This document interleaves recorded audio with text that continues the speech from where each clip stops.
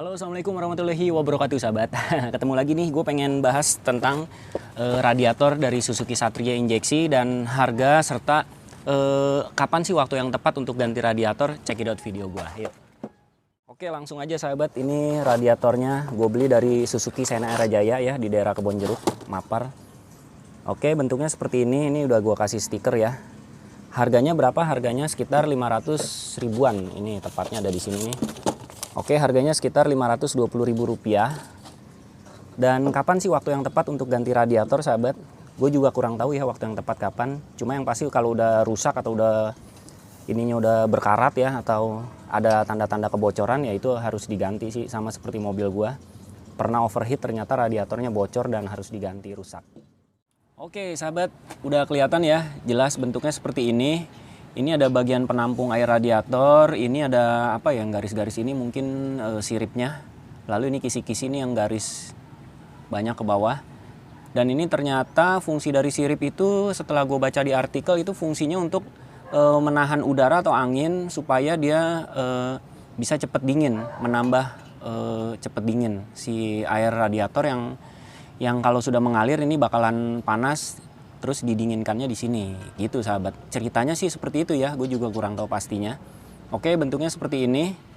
Dan untuk harga yang ini standar 520-an. Kalau misalkan radiator kayak merek lain ya, yang racing, itu yang lebih gede ukurannya, mungkin lebih mahal, bisa di atas 500, bisa 1 jutaan, gitu sahabat.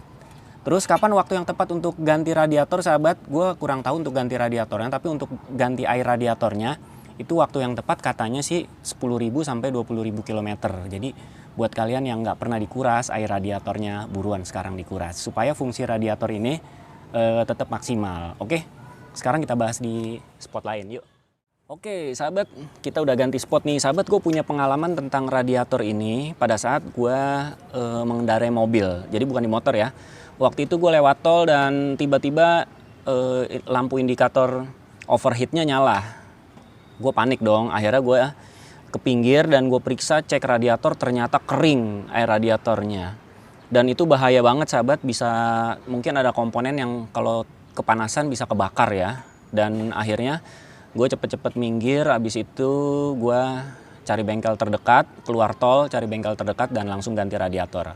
Mungkin fungsi radiator yang tadi juga sama, kalau misalkan kalian nggak pernah ganti radiator, terus nggak pernah dicek radiatornya, bakalan terjadi hal-hal yang tidak diinginkan. Bisa overheat, bisa panas motornya, dan bisa turun mesin. Oke, ini waktu yang tepat untuk ganti radiator gue kurang tahu ya. Tapi yang pasti ini gue sekitar udah 4 tahun atau 5 tahun gue baru mau ganti radiator. Terus kenapa nggak ganti radiator yang model gede gitu ya? Supaya pendinginan mesin cepet dan maksimal. Ya karena menurut gue ini udah paling gede sih di kelasnya ya radiator ini. Oke, jadi menurut gue kita bakalan eksekusi aja sahabat.